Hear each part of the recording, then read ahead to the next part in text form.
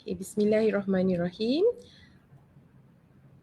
Assalamualaikum warahmatullahi taala wabarakatuh dan salam sejahtera buat semua hadirin yang saya hormati. So, saya Nur Amlizan Ramli, Koordinator Staff OKU dan Staff Ada Tanggungan OKU, Unit Perkhidmatan OKU UiTM sebagai moderator untuk program webinar kita pada hari ini yang bertajuk yang masih lagi di bawah siri pemantapan keibubapaan gaya hidup sihat. Tapi hari ini, kalau semalam kita dah cerita tentang makanan sihat, hari ini kita bercerita tentang penjagaan kesihatan oral bagi individu kanak-kanak dan dewasa berkeperluan khas.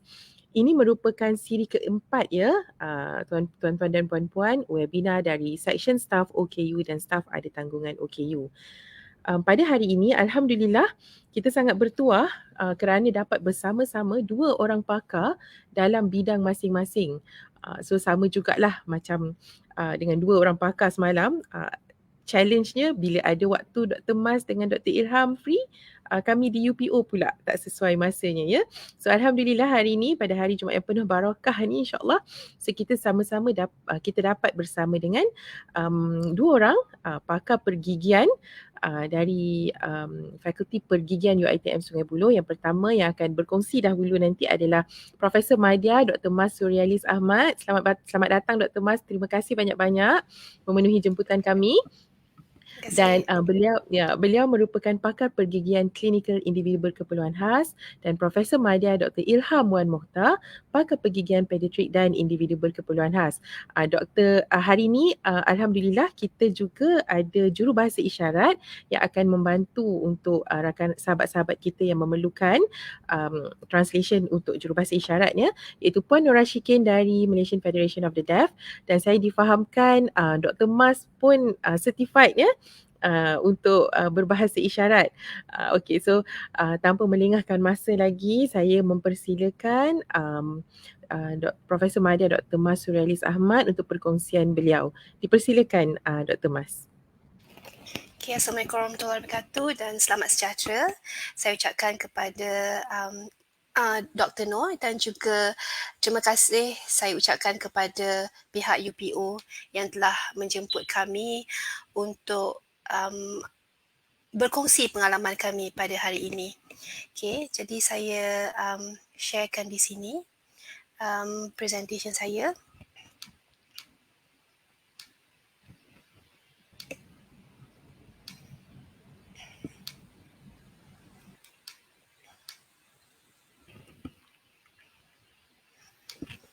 Okay, boleh nampak ya?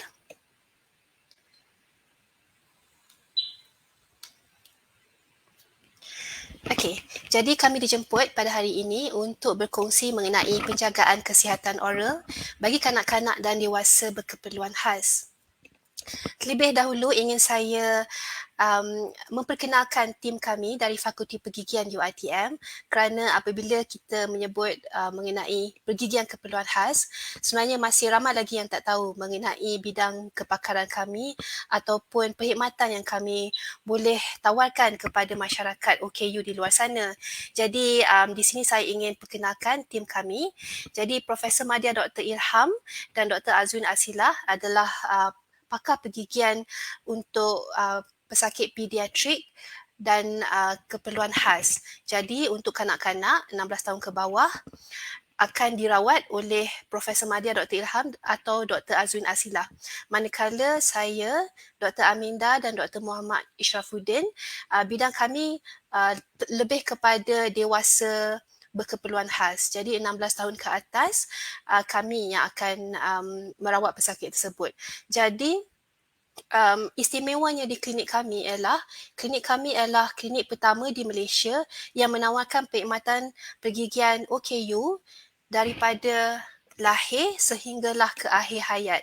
Semua di bawah satu bumbung, di bawah satu klinik. Jadi kami akan memastikan bahawa kesihatan pergigian seseorang pesakit itu tidak akan terjejas di tengah jalan.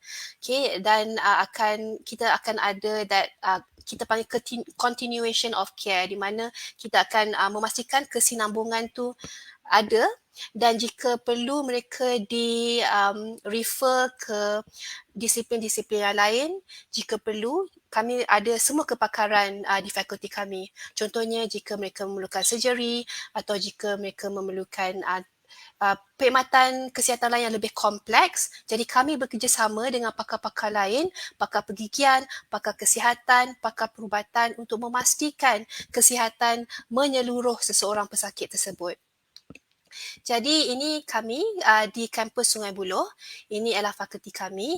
Jika ada pesakit atau keluarga di luar sana yang berminat untuk mendapatkan perkhidmatan kami, bolehlah menelefon ke nombor ini, ataupun jika tidak ada yang menjawab sebab terus terang kami katakan, kami ni berada di merata-rata tempat. Contohnya pada hari ini kami berada di Hospital Puncak Alam untuk menjalankan general anesthesia di operation theatre di sana untuk pesakit-pesakit kami yang memerlukan general anesthesia.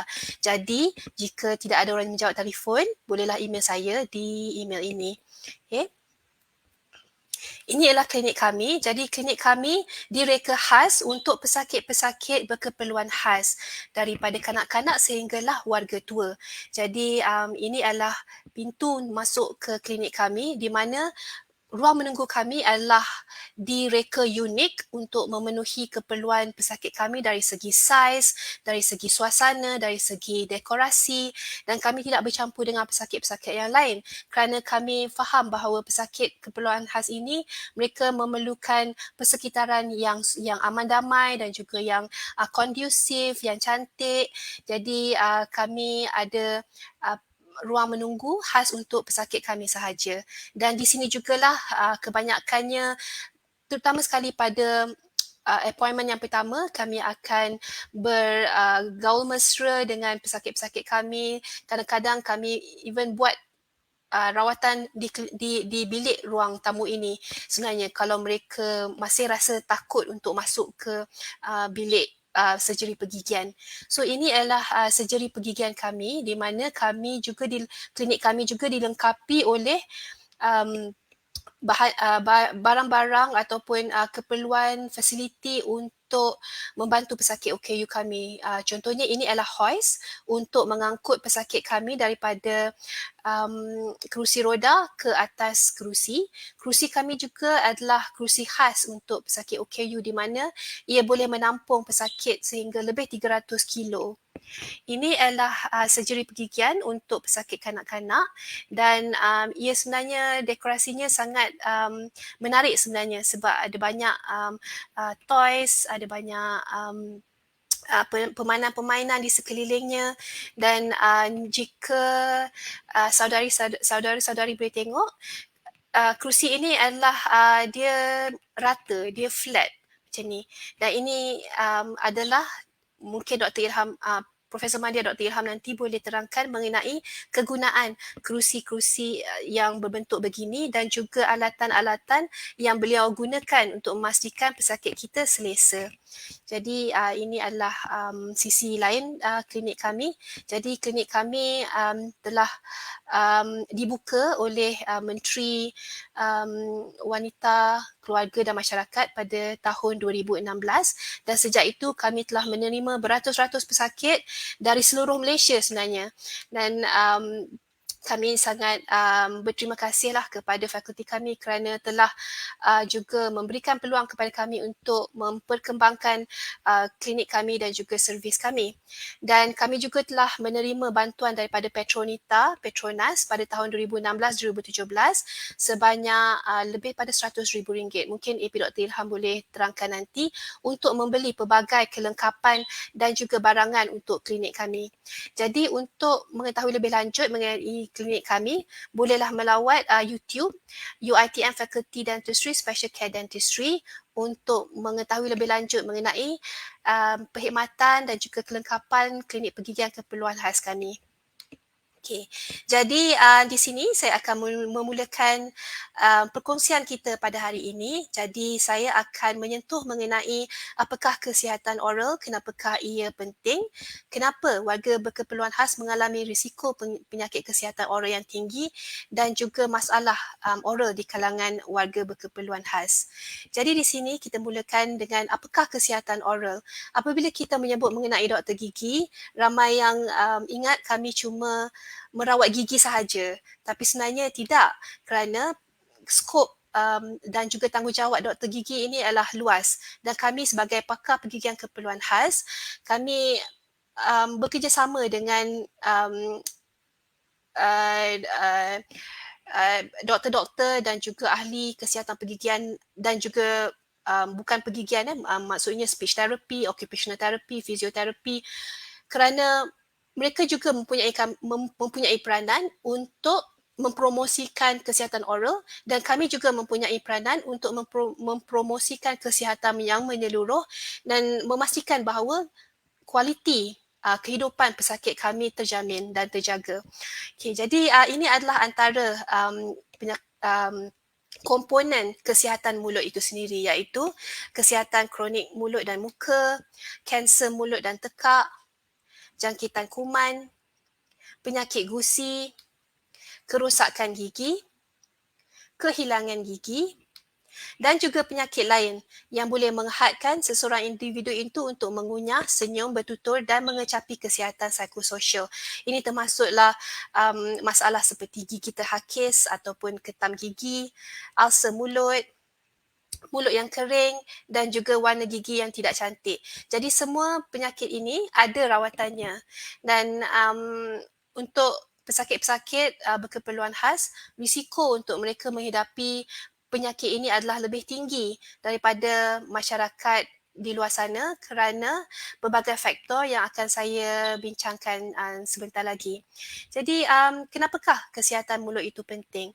Jadi di sini saya telah terangkan tadi, dan definisi tadi sebenarnya ialah daripada WHO, World Health Organization, mengenai komponen-komponen yang membentuk kesihatan mulut secara keseluruhan. Jadi dalam definisi itu juga ada menyebut mengenai kesihatan oral, pentingnya kesihatan oral untuk aktiviti seperti mengunyah, untuk senyum ataupun estetik, ataupun kecantikan, untuk pertuturan dan mengecapi kesihatan psikososial. Ada satu lagi sebab mengapa kesihatan oral itu penting, ialah untuk memastikan kesihatan sistemik atau badan yang menyeluruh, kerana pelbagai penyelidikan di luar sana yang telah mendapati bahawa jika mulut ataupun kesihatan oral kita tidak baik, ia boleh menyebabkan penyakit-penyakit sistemik yang lain. Ya, jadi penyelidikan di luar sana telah mendapati bahawa terdapat perhubungan yang sangat perhubungan yang sangat kuatlah di antara kesihatan oral dan juga penyakit seperti diabetes, di mana jika pesakit diabetes tidak menjaga kesihatan oral, jadi mereka boleh mendapat penyakit diabetes tu sendiri boleh menjadi lebih teruk.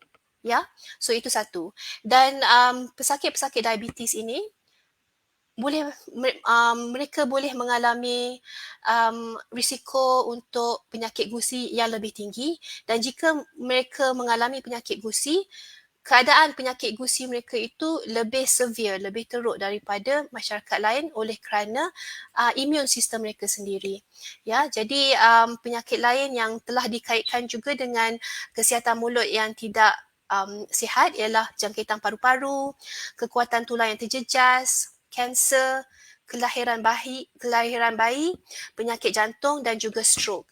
Jadi di sini saya ingin tekankan bahawa walaupun selalu orang akan rasa kesihatan mulut hanya di mulut, hanya di gigi, tapi sebenarnya tidak, kerana kita dentist kita selalu cakap mouth is the mirror.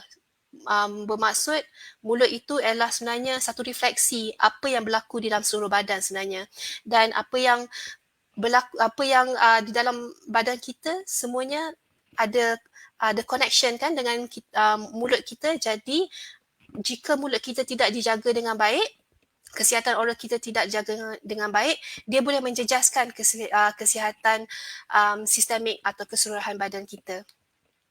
Dan WHO juga ada menekankan bahawa kesihatan mulut adalah penting kerana ialah satu komponen yang sangat penting untuk memastikan kesihatan menyeluruh seseorang individu. Jadi untuk pesakit atau warga berkeperluan khas, jadi saya akan mainkan video ini untuk memberikan sedikit pengenalan mengenai penjagaan kesihatan untuk warga berkeperluan khas.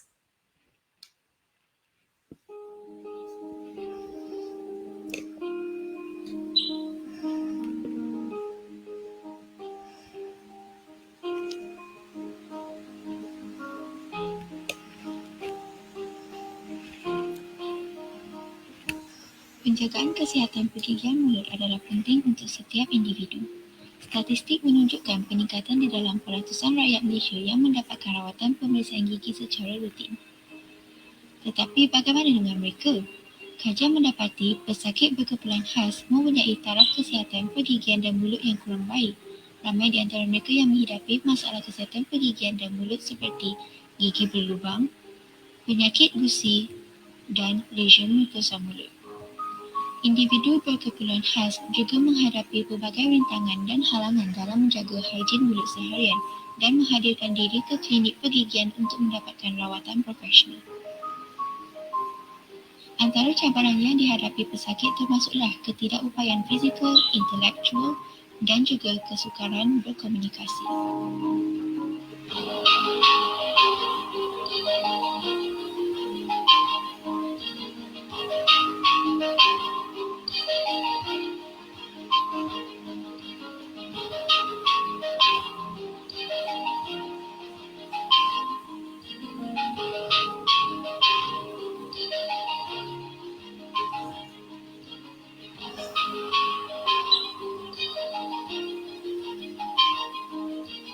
Marilah kita sebagai ahli kesihatan pergigian profesional berganding bahu untuk memberi sokongan kepada individu kelainan upaya dan memahami keperluan mereka bagi memastikan mereka menerima rawatan pergigian yang optimal.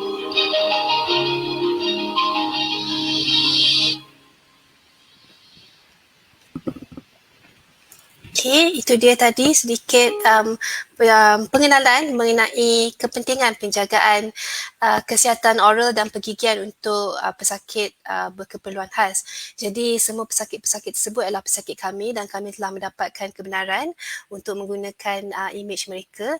Jadi saya harap kami akan dengan perkongsian pada hari ini akan lebih ramai pesakit di luar sana, ibu bapa di luar sana yang akan membawa pesakit-pesakit untuk mendapatkan rawatan pergigian dengan kami ataupun di mana-mana klinik yang dirasakan sesuai, kerana penjagaan kesihatan pergigian dan oral untuk warga berkeperluan khas adalah satu we call it rights ataupun mereka mempunyai what's the word in BM rights. Mereka perlu mendapatkan seperti orang lain juga, okay? Kerana kita ada Akta Person with Disabilities, Akta OKU, dan juga United Nations juga di bawah United Nations ada mengatakan bahawa pesakit-pesakit OKU perlu diberikan akses kepada perkhidmatan kesihatan yang berkualiti sama seperti orang lain. Okay, dan oleh itu kami sebagai doktor gigi dan juga pegawai kesihatan mempunyai tanggungjawab untuk memastikan bahawa warga OKU juga tidak terkecuali daripada mendapatkan rawatan yang berkualiti. Okey, jadi mengapa pesakit ataupun warga berkeperluan khas ini mempunyai risiko yang lebih tinggi? Okey, saya pasti semua orang pun faham mengenai kesukaran untuk memberus gigi kepada sesetengah individu di mana mereka akan menjadi lebih agresif ataupun mereka takut untuk memberus gigi ataupun mereka tidak boleh memegang berus gigi tersebut dan menjalankan aktiviti memberus gigi ataupun flossing dengan sempurna, dan juga posisi pesakit itu sendiri yang menyebabkan penjaga mengalami kesukaran untuk menjalankan aktiviti penjagaan kebersihan mulut itu dengan baik dan efektif. Jadi di sini nanti Dr. AP Dr. Ilham akan berkongsi bagaimana cara kita boleh memposisikan pesakit tersebut untuk memudahkan penjaga-penjaga untuk menjalankan aktiviti pemberusan gigi. Okay.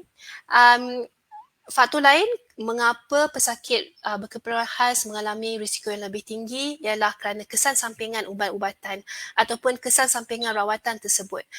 Okay.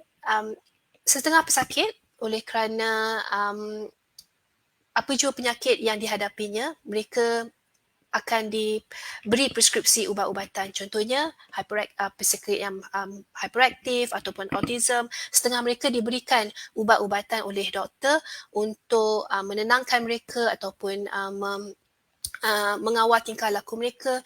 Jadi ubatan-ubatan ini boleh menyebabkan mulut yang kering, dan apabila mulut seseorang itu kering, mereka akan terdedah kepada penyakit seperti karies ataupun gigi berlubang, penyakit gusi, jangkitan kuman dan kesukaran untuk menelan, untuk bercakap dan pelbagai lagi penyakit yang boleh terjadi oleh kerana kekurangan air liur ataupun mulut kering yang boleh disebabkan oleh penggunaan ubat-ubatan. Setengah pesakit juga, contohnya pesakit cerebral palsy ataupun pesakit Down syndrome, setengah mereka mengalami sawan dan apabila mereka mengalami sawan, doktor akan memberikan preskripsi ubat sawan, atau anti-epilepsi, dan ubat sawan didapati boleh menyebabkan kesan sampingan iaitu gusi bengkak. Dan jika kesihatan oral, kesihatan mulut dan juga pemburusan gigi adalah tidak sempurna, tidak baik, pembengkakan gusi ini boleh menjadi lebih teruk. Jadi kita mesti memastikan bahawa pemberusan harian itu adalah bagus, baik untuk memastikan bahawa gusi bengkak ini tidak akan berlaku. Tetapi jika pesakit masih juga mengalami gusi bengkak sebegini walaupun mereka memberus dengan baik, jadi kami akan hantar pesakit tersebut kepada pakar gusi untuk membuat sedikit pembedahan kecil untuk memastikan gusi-gusi yang membengkak ini akan dapat dibuang dan pesakit akan dapat memberus gigi dengan baik, dan akan kurang pendarahan yang berlaku. Jadi kalau bengkak macam ni, nak berus pun susah dan juga gusi pun asyik berdarah. Jadi sila dapatkan bantuan, datang berjumpa dengan doktor gigi kerana ada rawatan untuk ini.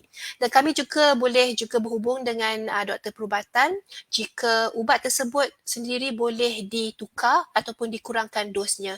Jadi kami akan berbincang dengan doktor perubatan itu. Jadi mereka akan menasihati kami lah, dan juga doktor itu sendiri akan membuat keputusan dan juga memberikan nasihat kepada pesakit sama ada perlu atau tidak untuk ubah ubat lain ataupun kurangkan dos. Jadi doktor sendiri akan membuat keputusan tersebut. Tapi kami sebagai doktor gigi, kami boleh meminta pendapat doktor untuk berbincang bagaimana untuk menyelesaikan masalah tersebut. Jadi ini juga antara kesan sampingan ubatan dan rawatan lah. Jadi di sini ialah inflamasi kepada kulit di dalam mulut yang terjadi oleh kerana dalam kes ini kerana pesakit pergi ke kemoterapi. Jadi oleh itu adalah penting untuk kami menasihati pesakit di luar sana jika pesakit akan pergi mendapatkan rawatan kemoterapi atau radioterapi ataupun surgery untuk datang berjumpa dengan doktor gigi untuk membuat pemeriksaan yang menyeluruh untuk memastikan bahawa komplikasi tidak akan berlaku pada kemudian hari, kerana apabila pesakit tersebut dalam proses pemulihan, banyak kesan-kesan sampingan di dalam mulut yang boleh berlaku. Jadi untuk memastikan pesakit selesa semasa proses tersebut, jadi kami akan melakukan pemeriksaan menyeluruh untuk memastikan jika ada perlu apa-apa perawatan yang dibuat sebelum, dan kami juga perlu memastikan bahawa kesihatan oral pada ketika itu adalah memuaskan untuk mengurangkan potensi untuk komplikasi daripada berlaku oleh kerana kesan daripada rawatan yang diterima. Okey, Faktor lain ialah kerana masalah kesihatan yang dialami oleh pesakit itu sendiri. Jadi contohnya masalah sistem imun, sawan, reflux, penyakit sistemik ataupun kerosakan organ dalaman ataupun penyakit psikologi, semua ini boleh menyebabkan penjagaan kesihatan mulut itu terjejas. Jadi contohnya di sini ini ialah kerana reflux, dan apabila reflux berlaku, asid di dalam mulut itu akan keluar melalui mulut, dan asid itu akan menghakis permukaan gigi seperti ini. Okey. Dan pesakit akan merasa sangat sensitif, dan lama kelamaan pesakit akan kehilangan struktur gigi. Jadi dalam keadaan ini ada rawatan yang boleh kami lakukan. Pada masa yang sama kami bekerjasama dengan doktor perubatan untuk mengawal reflux itu dari terus berlakulah dan menjejaskan kesihatan pesakit. Okey. Dan ini juga adalah salah satu contoh penyakit yang disebabkan oleh kesihatan dalaman. Okay, faktor lain ialah kesukaran untuk ke klinik gigi untuk mendapatkan rawatan. Jadi oleh kerana kesihatan mereka, oleh kerana keperluan khas mereka, jadi mungkin mereka akan mengalami kesukaran untuk ke klinik gigi. Dan apabila mereka tiba di klinik gigi, mereka akan mengalami halangan seperti ini, iaitu susah untuk akses ke klinik gigi itu sendiri, ataupun doktor tidak ada keyakinan untuk merawat pesakit itu. Tapi sekarang ini awareness terhadap kepentingan penjagaan gigi untuk warga OKU semakin berkembang. Jadi di Fakulti Pergigian kami juga melatih pelajar-pelajar kami untuk memberikan perkhidmatan dan juga merawat pesakit OKU supaya apabila mereka keluar di luar sana, mereka tidak akan berasa kekok, dan mereka akan dapat menawarkan perkhidmatan untuk pesakit-pesakit OKU dengan penuh yakin. Okay. Jika pesakit mengalami ataupun menjalankan tabik yang kurang sihat, contohnya merokok ataupun mengambil dadah yang berbahaya, seperti yang telah dilaporkan dialami oleh pesakit-pesakit yang mengalami OKU psikologi contohnya. Jadi ini juga boleh menyebabkan risiko penyakit seperti penyakit gusi, staining seperti ini. Caries boleh berlaku dan penyakit gusi boleh berlaku dengan pengambilan dadah berbahaya, dan juga penyakit yang menyebabkan mukosa mulut seperti ini. Jadi apabila kami jumpa dengan pesakit kami bukan hanya merawat penyakit mereka, tetapi kami juga sentiasa memberikan pendidikan untuk mereka tahu apakah aktiviti yang perlu dielakkan, apakah aktiviti-aktiviti yang tidak sihat, dan pada masa yang sama akan terus memberikan motivasi kepada pesakit kami untuk terus melakukan penjagaan sendiri di rumah dengan baik, dan pada masa yang sama berjumpa dengan kami doktor gigi secara rutin. Okay. Pemakanan juga boleh menyebabkan kesihatan penyakit oral. Okay. Di sini binge eating ataupun makan terlampau boleh berlaku untuk pesakit, setengah pesakit, contohnya pesakit yang mengalami masalah psikiatrik, ataupun setengah pesakit mereka mengamalkan induced vomiting ataupun pesakit bulimia, mereka sendiri yang muntahkan makanan mereka kerana mereka ingin kelihatan cantik, kelihatan kurus. Jadi ini adalah satu masalah psikologi, dan apabila mereka berbuat demikian, ia juga boleh menjejaskan permukaan gigi seperti ini, kerana muntah itu adalah berasid, dan apabila mereka selalu memuntahkan makanan yang mereka makan, jadi ia boleh menyebabkan permukaan gigi terhakis seperti ini. Okay, setengah pesakit, contohnya pesakit autism, mereka suka simpan makanan dalam mulut di tepi pipi ni, sebab mereka suka sensasi tersebut.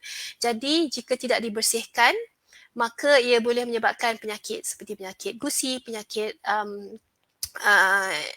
lubang karies gigi. Ya, jadi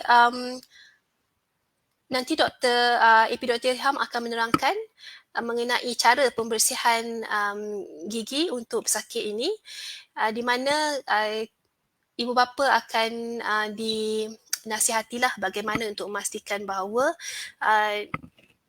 permukaan-permukaan yang terselindung seperti di tepi pipi ni perlu dibersihkan, kerana pesakit memang suka simpan makanan dekat pipi ni sebab mereka suka simpan di situ kerana sensasi tu.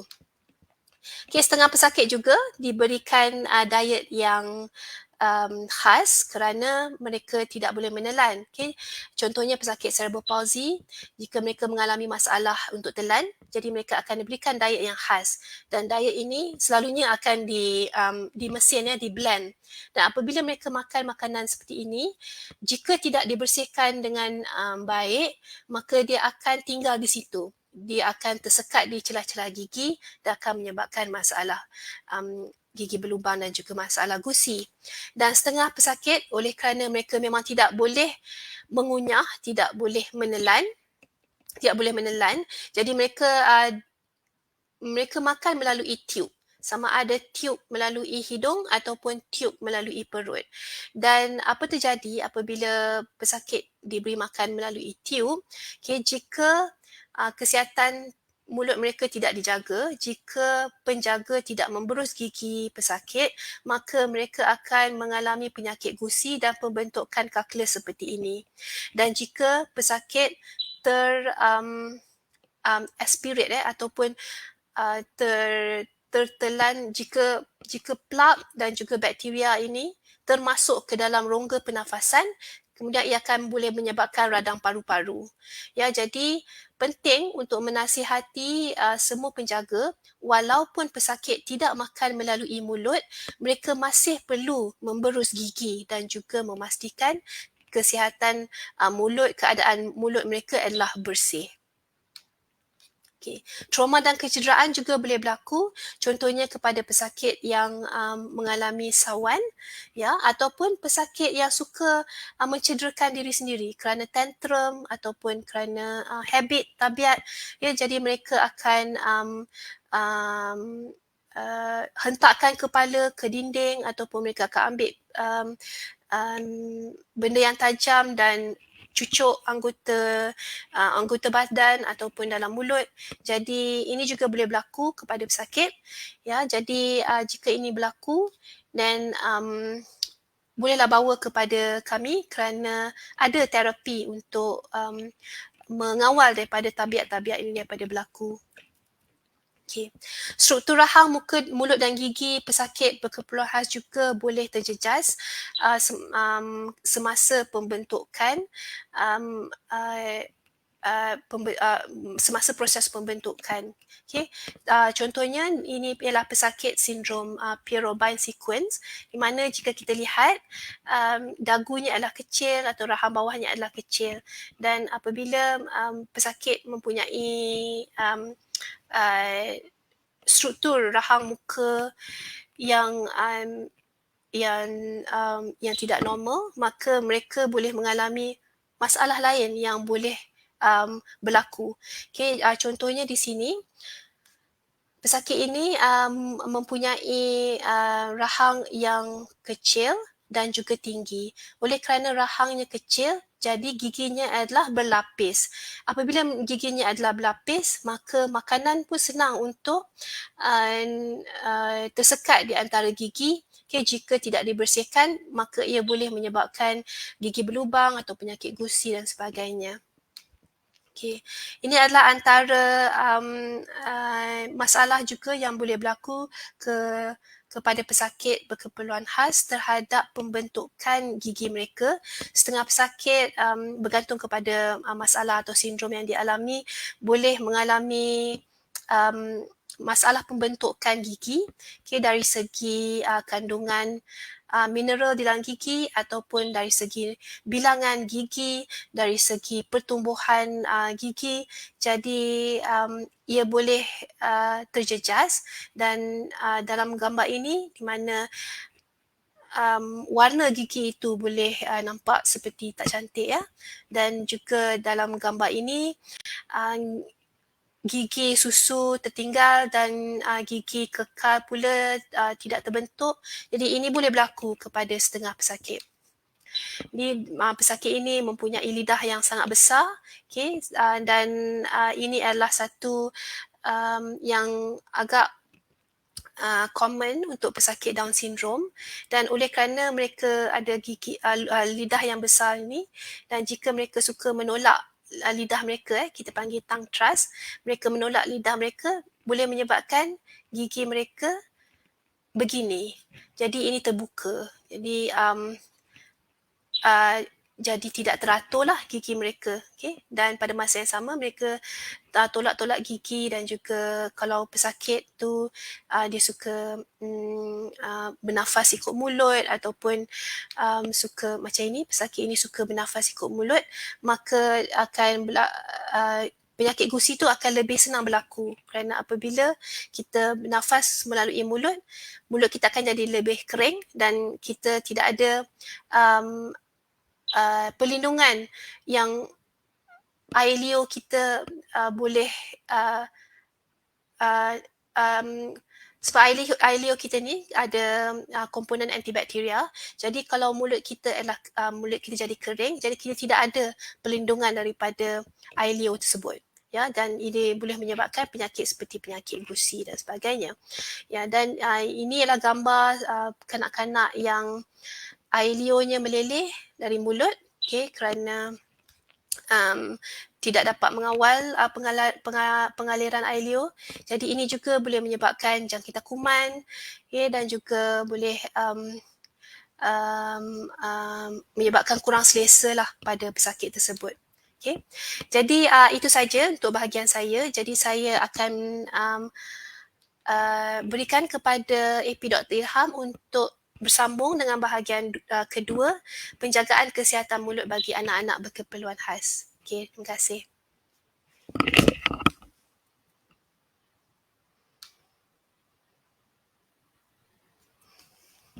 Assalamualaikum warahmatullahi wabarakatuh. Terima kasih sahabat berjuang saya, AP Dr. Mas.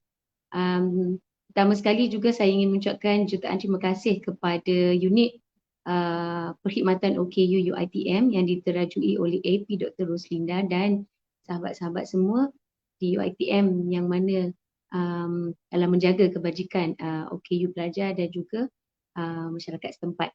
Jadi seterusnya ingin saya berkongsi dengan pendengar semua.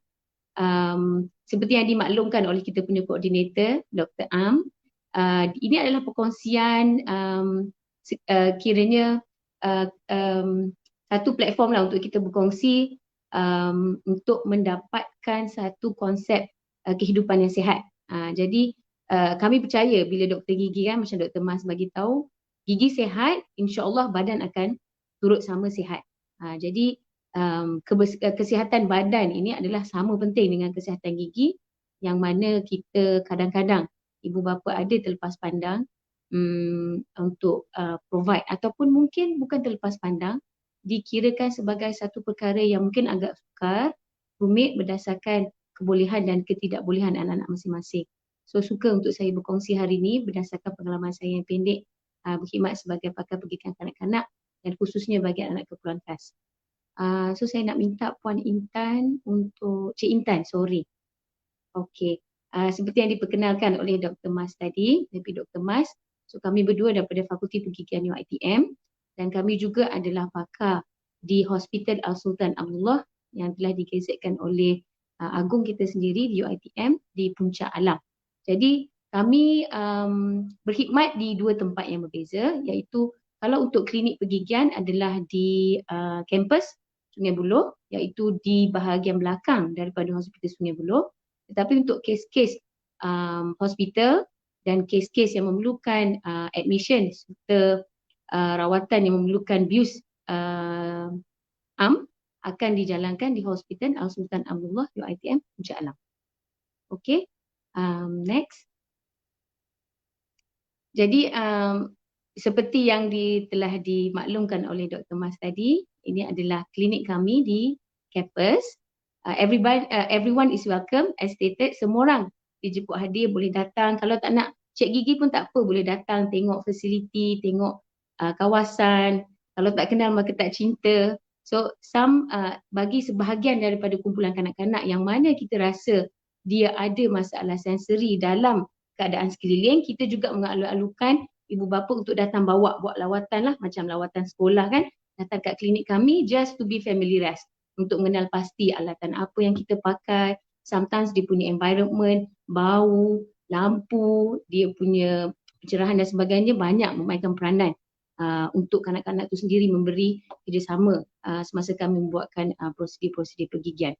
Dan gambar sebelah tu adalah gambar hospital UiTM yang berada di Puncak Anak. Okay? Jadi kadang-kadang ramai juga orang yang tidak berapa arif tentang pembahagian khidmat kami. So dekat kampus Sungai Buloh itu kita kira outpatient lah, maknanya patient yang datang untuk mendapatkan rawatan seharian kita panggil, dan juga untuk berjumpa dengan pakar kena perlukan mendapatkan temu janji. Dan kami sangat berbesar hati kerana kami telah memulakan program Siswazah, Doctor in Clinical Dentistry, Special Care Dentistry. Jadi kami ada program pasca Siswazah yang mana lebih banyak pakar-pakar pergigian dalam komponen ini yang akan dilahirkan, dan lebih banyak pesakit yang kita boleh rawat. Okay, next one. Jadi topik untuk saya ketengahkan hari ini memandangkan kita nak berkongsi tentang sihat gigi, sihat tubuh badan. Jadi untuk kita bagi kanak-kanak keperluan khas, yang paling penting adalah ibu bapa, kerana mereka lah yang menjaga dan lebih memahami dan sebenarnya yang tahu selok-belok kebolehan dan tidak bolehan anak-anak mereka.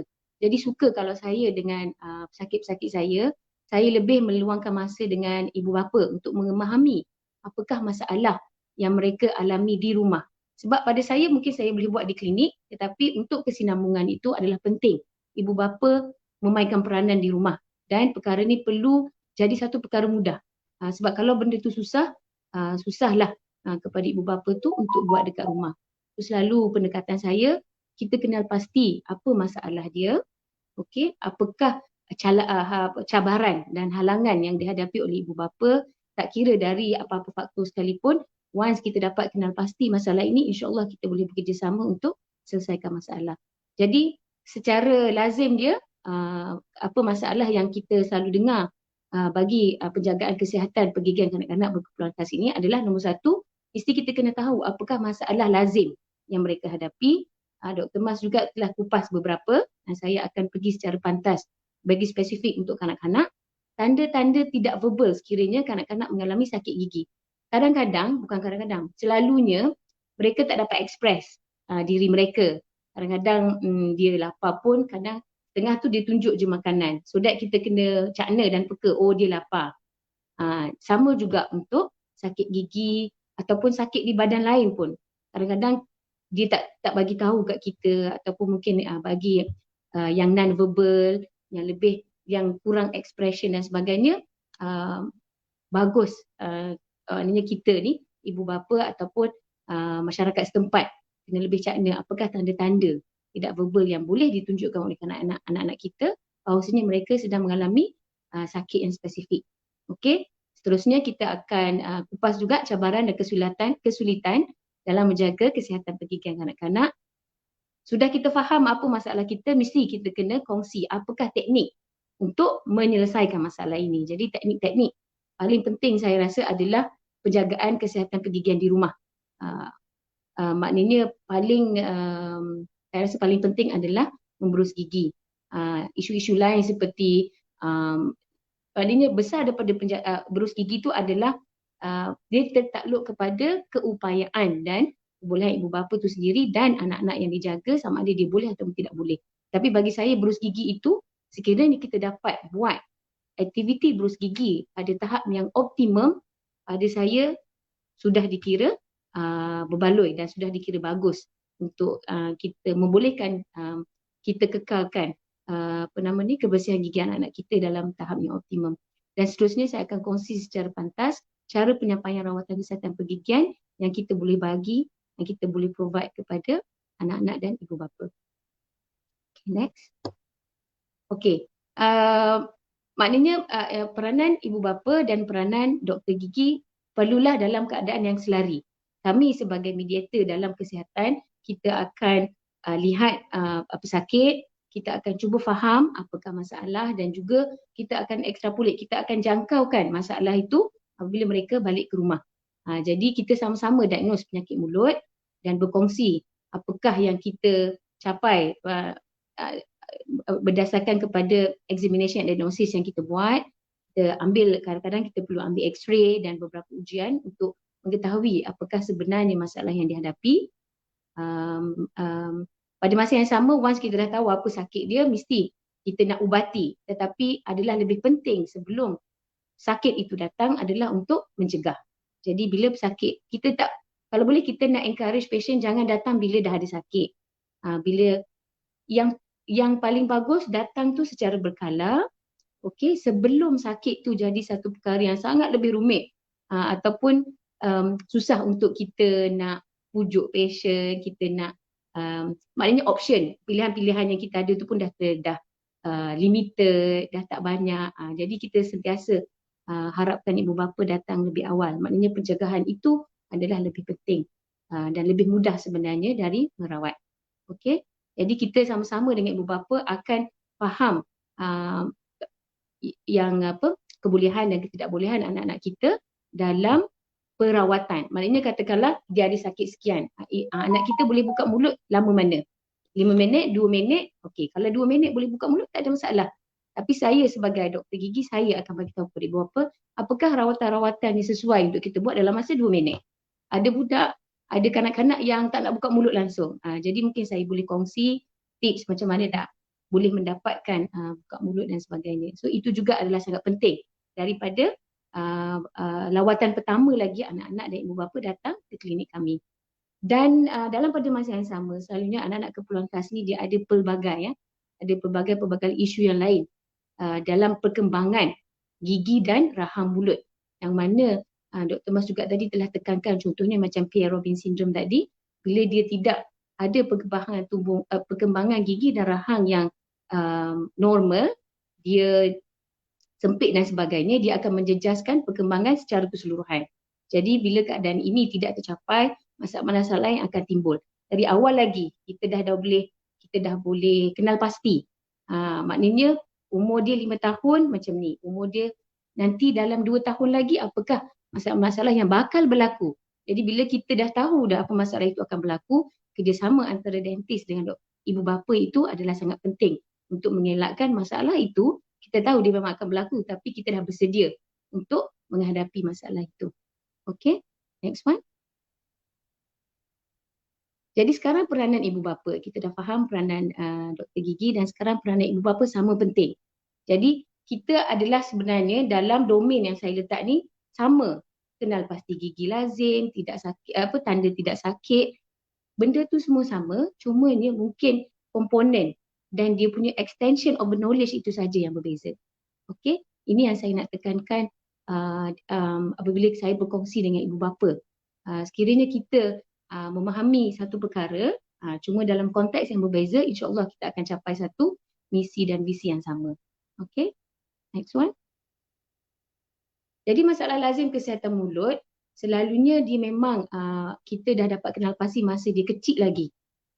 Contoh kalau anak-anak yang bersindrom, maknanya masa dia dah lahir lagi kita dah boleh jangka masalah dia.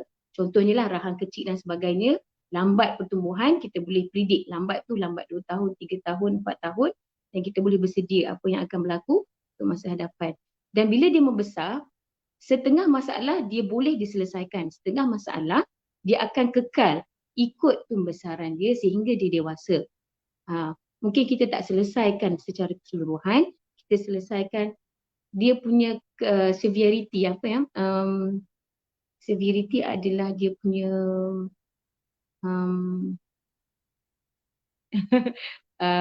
severity dia lah, maknanya katakanlah macam contoh masa dia mula kecil, gigi tu banyak berlapis. So bila as long as they grow, kita boleh bantu dia, contoh mungkin pakai appliance yang kurangkan dia punya severity of the diseases tu. Okey, itu yang saya cuba nak katakan. Jadi berdasarkan dalam gambar ini, yang paling lazim nombor satu mesti masalah gusi. Sebab kalau tak berus gigi, dia attack gusi dulu. Dia bukan terus attack gigi. Tapi kalau makan manis, dia terus, kebanyakan dia terus attack gigi. So gingivitis kita panggil, keradangan gusi. And then bila gusi yang lama tak diberuskan, plak gigi akan tebal, menebal dan seterusnya menyebabkan keradangan yang berterusan. Jadi bila makanan dah tebal, berus gigi pun dah tak boleh hilang dah. Maknanya kena datang dekat kami perlu buat penskaleran, iaitu guna alat-alat yang lebih mengilukan dan kadang-kadang perlukan banyak pujukan lah untuk just untuk berus gigi sahaja. Okay. So seterusnya bila dah gusi pun dah radang, makanan pun sangkut dah tebal, seterusnya memang akan berlaku acid attack lah, serangan asid kepada gigi yang menyebabkan gigi menjadi berlubang. Okey, itu adalah kesinambungan daripada maknanya ketidakbolehan pemberusahan gigi yang optimum. Daripada gusi bawalah kepada kerosakan gigi. Masalah-masalah lain yang kita boleh tengok dekat dalam gambar ni adalah masalah-masalah yang berdasarkan kepada keadaan spesifik. Contoh gambar tengah, budak lelaki ni dia kita panggil hypersalivation. Maknanya ailio dia, sebab kadang-kadang mulut dia tak tutup, dia tak ada lip seal, mulut dia tak boleh tutup kan, maknanya otot muka dia dan otot pipi dia yang flaccid ataupun hypotonic, dia tak boleh tutup mulut macam kita. So bila kita tak tutup mulut, ailio akan bertakung dan seterusnya bila dia penuh dia akan drooling lah. So itu yang menyebabkan bagi pesakit-pesakit kanak-kanak yang mengalami masalah hypotonia ini, di mana ailio sentiasa keluar, dia mudah dapat jangkitan kulat di bahagian corner sudut bibir dia dan dia punya lidah bawah. Okey. Yang gambar atas mungkin ada setengah pesakit kanak-kanak contohnya yang very hypersensitive, dia suka gigit jari, dia suka gigit barang-barang asing, contoh pensel ke pen ke, ataupun dia suka gigit baju, boleh menyebabkan pertumbuhan gigi tu masa dia punya tabiat yang tidak baik itu, masa pertumbuhan sepatutnya ditutup tapi dia jadi ruangan, menyebabkan bahagian gigi depan tu ada ruang. So bila ada ruang kita panggil mouth breather. Kita sepatutnya bila kita bernafas, mulut kita tutup, kita bernafas pakai hidung. Tapi bila kita bernafas menggunakan mulut, dia akan menyebabkan angin keluar masuk dan boleh menyebabkan mulut kering secara generalnya. So kita mulut tak boleh kering. So bila mulut kering itu tidak cukup ailio dan sebagainya, masalah gusi dan gigi akan terbentuk. Untuk gambar bawah, kadang-kadang ada budak yang di grinding. Sama juga, kebanyakannya ni dia dialami oleh kanak-kanak yang mempunyai masalah hypersensitif ataupun hyposensitif. Kalau orang tepuk kita boleh rasa, kita boleh dapat respon kepada efek. Tapi this kind of patient sometimes dia tak boleh. Jadi bila dia rasa geram, dia rasa stres, nak minta sesuatu tak dapat, instead of dia nak expresskan diri dia jadi marah dan seterusnya dia akan ketap gigi dia. So eventually dia akan lose the height. Maknanya gigi tu dia akan jadi nipis sampai satu masa gigi tu dia mati sendiri. Okay. Gambar yang bawah kiri, sudut kiri ni adalah trauma. Ini sentiasa berlaku kepada anak-anak yang sangat aktif. Panjat sana, panjat sini, dia lebih terdedah lah kepada jatuh dan trauma kepada kegigian hadapan. Dan gambar yang paling kanan hujung bawah itu adalah kanak-kanak yang suka makan porridge body. Apa yang saya nampak lah kanak-kanak autistik selalunya dia suka, sebab kadang-kadang dia suka makan benda yang rasa tu sangat keras, strong. Kadang makanan kan kita kena letak extra salt baru dirasa. So crayon, benda-benda yang ada rasa dia keras tu, rasa dia very strong. Dia suka gigit. Okay, so end up dia akan ganggu masalah gigi hadapan. Okay, next Cik Imran. Jadi apakah tanda-tanda tidak verbal sekiranya kanak-kanak mengalami sakit gigi dan mulut? Seterusnya, saya dan kumpulan telah berjaya mengilustrasi untuk memudahkan kita punya perkongsian. So selalunya dia mencederakan diri sendiri. Kadang-kadang dia sakit gigi kat bawah. Okey, tapi dia Macam kalau kita boleh tahu sakit kita yang ni, sakit sini, sakit hidung ni, sakit dahi. Tapi untuk anak-anak yang berkeperluan khas, kadang-kadang dia tidak dapat pemetaan sakit dan pemetaan sensitivity tu dia sukar. Jadi untuk kalau dia sakit kat sini tapi dia nak larikan sakit ni pergi tempat lain, dia cederakan bahagian lain. So kita kena cakna lah kalau kita tengok anak kita mula untuk mencederakan diri sendiri ataupun mencederakan orang lain, kita panggil dia nak transparencekan, dia nak transpirekan sakit dia tu kepada bahagian lain. Sebab dia tak dapat nak identify mana rasa sakit ni. So dia started tu sakitkan dia pindahkan sakit tu dengan cara lain lah. Okay. Pengubahan tingkah laku, biasa dia happy go lucky. Sometimes budak kalau dia tu dia suka nyanyi, lepas tu tiba-tiba dia jadi macam murung, senyap. Kita tanya apa pun dia marah je, berkerut. So ini juga kita kena mungkin once in a while kita cuba tengok dalam mulut dia. Adakah mungkin dia ada masalah sakit gigi yang menyebabkan dia mengubah tingkah laku. Dan dia started tu menggigit orang lain, selalunya mama lah yang menjadi mangsa kan. So dia gigit mama ke, gigit adik ke ataupun gigit diri sendiri. Sama juga macam isu dia mencederakan diri sendiri. Maknanya dia sakit gigi tapi dia tak boleh nak point it out. So bila dia rasa bila dia gigit, bagi pressure kepada gigi tu, sakit tu hilang. Okay. Okay, next. Apa nama ni, tanda-tanda lain mungkin dia menyendiri ataupun dia pasif agresif. Sekejap okey, sekejap nangis, sekejap marah, sekejap nyanyi, sekejap nak keluar, sekejap nak balik. Dia inconsistency, turbulence of the behaviour. And then menangis berterusan dan panjang. Kadang-kadang memang ada kanak-kanak yang bila dia frustrated, dia menangis sampai satu masa dia letih, dia tertidur. Tapi ini berterusan je. So mungkin dia punya sakit tu dia acute. Maknanya when they have this kind of throbbing pain, selagi pain tu dia dalam keadaan yang sangat menyengat, nangis berterusan. So kita kena tengoklah, kena check lah badan dia dan jangan lupa check juga dalam mulut. Mungkin ada gigi yang sakit dan mungkin dah bengkak dan berlubang sebagainya. Okay, next one. Tantrum mungkin boleh juga. Okay, dan sering juga saya tengok kanak-kanak yang dia mula start hantukkan kepala dia kepada permukaan keras. In the nutshell, at the end of the day, apa yang saya boleh simpulkan bila kita ada rasa sakit, bila anak-anak ada rasa sakit bahagian mulut ataupun bahagian di bahagian muka, okay, dia akan mula lakukan sesuatu aktiviti ataupun tingkah laku yang di luar kebiasaan. Ataupun kalau dia sakit kiri, dia hit on the right side. Ataupun kalau dia sakit kat sini, dia try to bring it on the other parts of the body. Sebab sometimes ada juga anak-anak yang dia very sensitif kat muka, tapi badan lain dia kurang sensitif, for example. Okay, so ibu bapa yang hari-hari tengok anak-anak ni kan, kita senang nampak perubahan ni. So ini adalah salah satu cara untuk kita pantau kalau dia sebenarnya ada kesakitan dalam mulut ataupun bahagian mulut dan muka. Okay. Dan sekarang kita sampai kepada cabaran dan kesulitan dalam penjagaan kesihatan.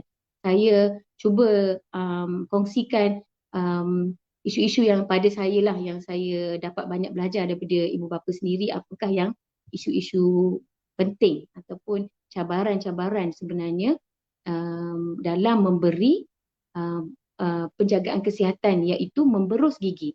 Kalau kita nak tengok dalam konteks besar, lagi banyak isu, consider ada multifaktorial. Tapi saya pilih untuk berus gigi sahaja kerana pada pendapat saya, kalaulah kita berjaya berus gigi, tak payah 2 kali sehari, sekali sehari pun ataupun 2 hari sekali. Pada saya sudah optimum untuk kanak-kanak berkeperluan khas. Kalaulah hari ni dia bad mood, besok boleh berus gigi, tak apa, tak ada masalah. Yang penting kita kena cuba juga dalam 2-3 hari tu mesti kena berus gigi. Okey. Okey, untuk membolehkan kita nak berus gigi, kita kena faham apa yang menyebabkan masalah, apa yang menyebabkan berus gigi tu susah. So kalau saya kumpulkan gambar-gambar ni senang untuk kita kongsi. Nombor 1, dia tak nak buka mulut langsung pun. So kalau tak buka mulut, macam mana berus gigi nak masuk? Betul? So dia tak ada isu lagi dah, dia tak nak berus gigi sebab mulut pun dia tak nak buka. Okay? Sometimes, kenapa dia tak nak buka mulut? Nombor 1, sama ada dia ada hypersensory issues daripada oral. Maknanya setengah kan, kadang-kadang anak-anak yang picky eater, nombor 1, ataupun dia tak boleh makan certain texture of food. Maknanya dia sangat super sensitif. So kita faham dah lah dalam mulut dia ni dia sangat-sangat sensitif. Sebab berus gigi ni dia very aggressive. Berus gigi kan dia ada bristle. You imagine kalau certain food pun dia tak boleh makan, which is yang lembut dan sebagainya. Ini kan pula berus gigi. Okay. So ini adalah satu behavior yang dia buat secara automatik. Sebab dia tak nak ada that kind of feeling dekat pada kawasan mulut dia pun. So dia terus tutup.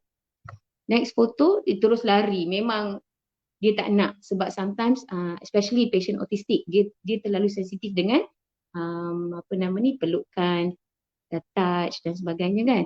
So aktiviti yang memerlukan seseorang lain datang dekat dengan dia tak nak. Okey. Mungkin kita tengok kalau sikat rambut boleh ke tak? Pakai baju, selalunya kita selalu samakan aktiviti berus gigi dengan sikat rambut because the other person yang buat sikat rambut tu perlu berada dekat.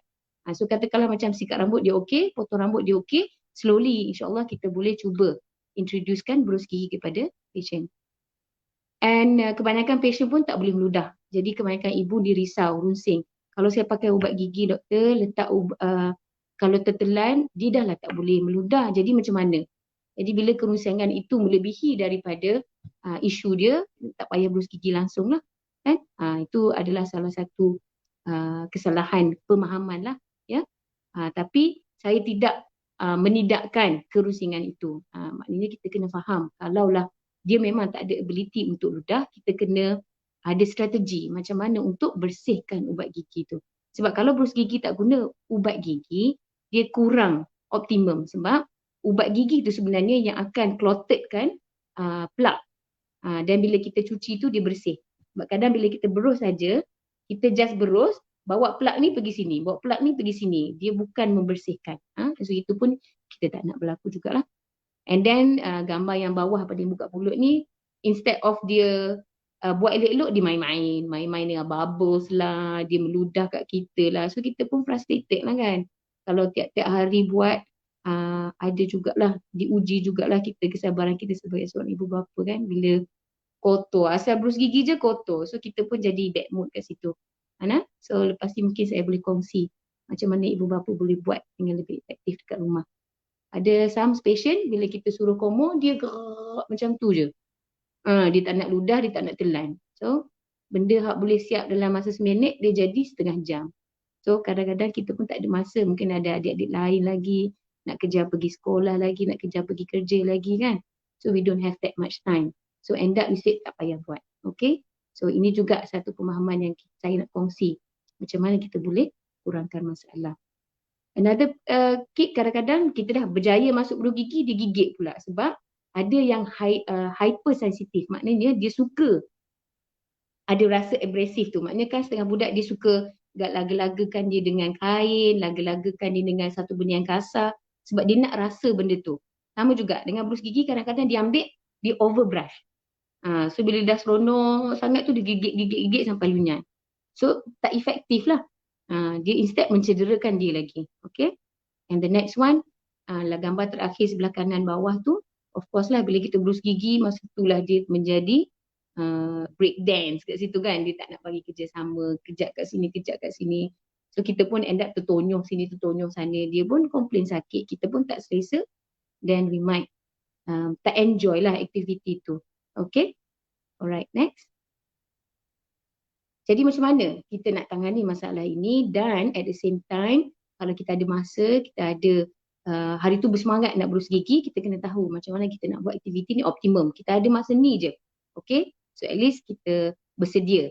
Apakah perkara-perkara ataupun alat-alat yang kita perlukan untuk mencapai pemberusihan gigi yang optimum. Okay, seterusnya.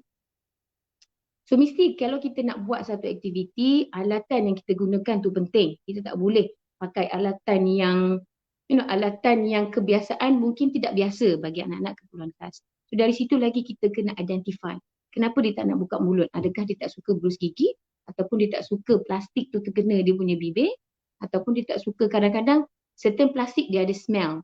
Bau tu. Bau ni dia tak suka. That's why dia tak suka something plastik produk pun dia juga. Kadang bristle tu pun ada bau juga. Ataupun bristle yang hard bristle. Dia terlalu kasar. Dia tak suka.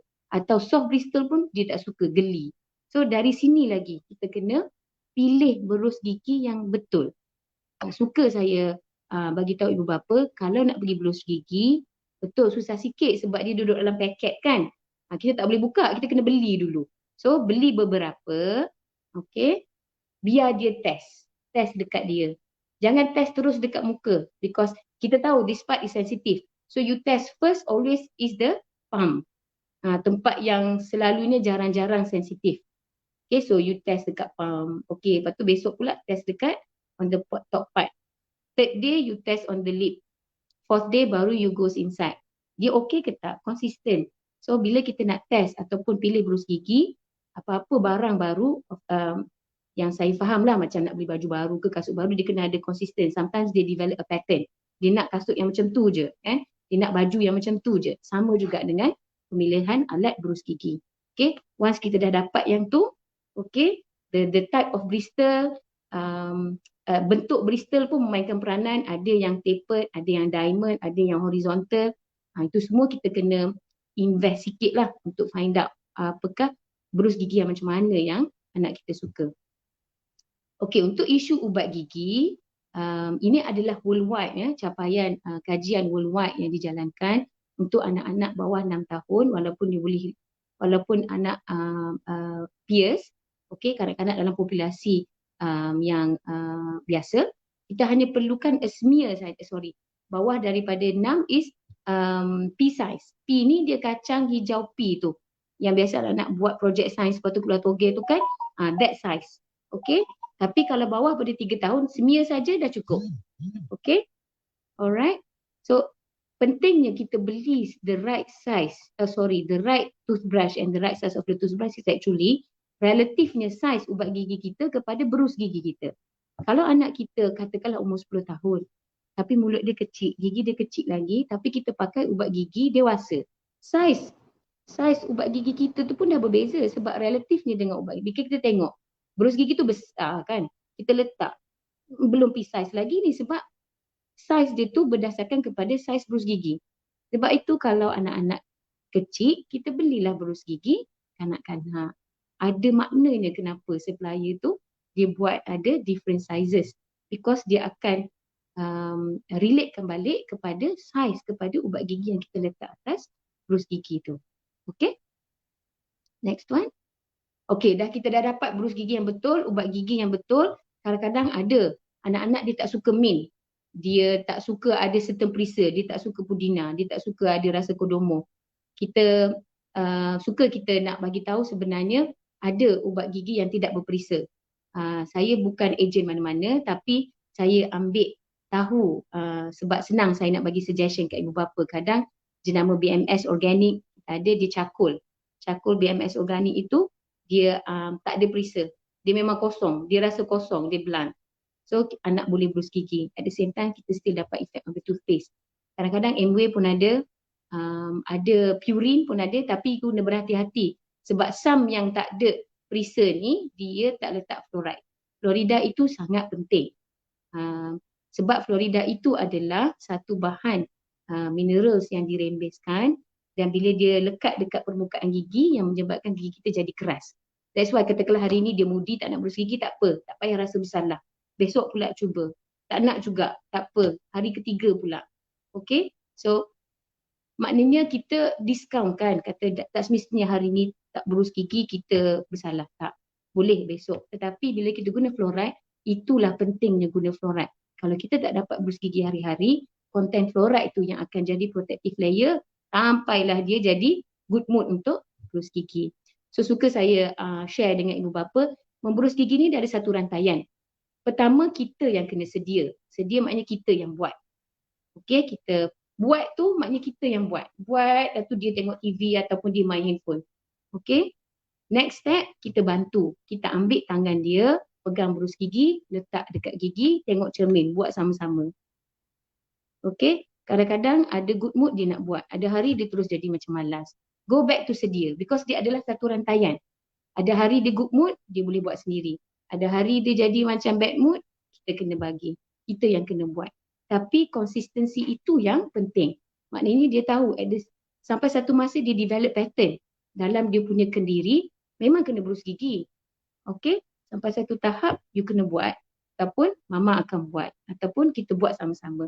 So this is interchangeable. Sedia bantu kendiri, kendiri bantu sedia. Okay, next one. Okay, macam Dr. Mas tunjuk tadi, some of the patients kadang-kadang dia ada masalah stiffness, ada masalah dengan tulang dan ada specific condition yang di mana dia tidak boleh pegang ubat gigi, berus gigi tu. Sebab betul macam saya kata sedia, kita kena memang bersedia provide. Kita tolong beruskan gigi anak kita. But at the same time kita kena juga didikan supaya dia boleh berus gigi sendiri. Sebagaimana kita didik dia nak pakai baju sendiri, pergi tandas sendiri, sikat rambut sendiri, ambil makanan sendiri, kita pun nak dia sampai satu masa boleh berus gigi sendiri. Tapi kalau dia tak selesa nak pegang berus gigi tu, benda tu tak efektif lah. Sama juga sometimes kita modify sudu untuk dia boleh makan sendiri. Dan kita juga perlu fikir, kita perlu boleh modify berus gigi untuk dia boleh buat sendiri. So beberapa contoh yang saya kongsi kat sini, sebelah paling kiri saya pakai handle basikal.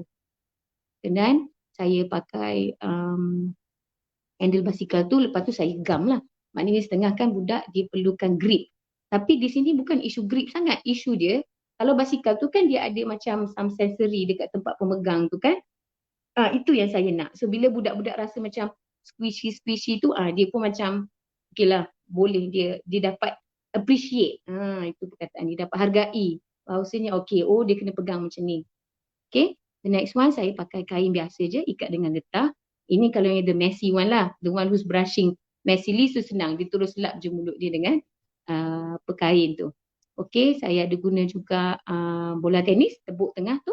Lepas tu letak gam lah, supaya kadang-kadang ada budak kan hari ni tiba-tiba dia decide nak pegang macam ni, for example.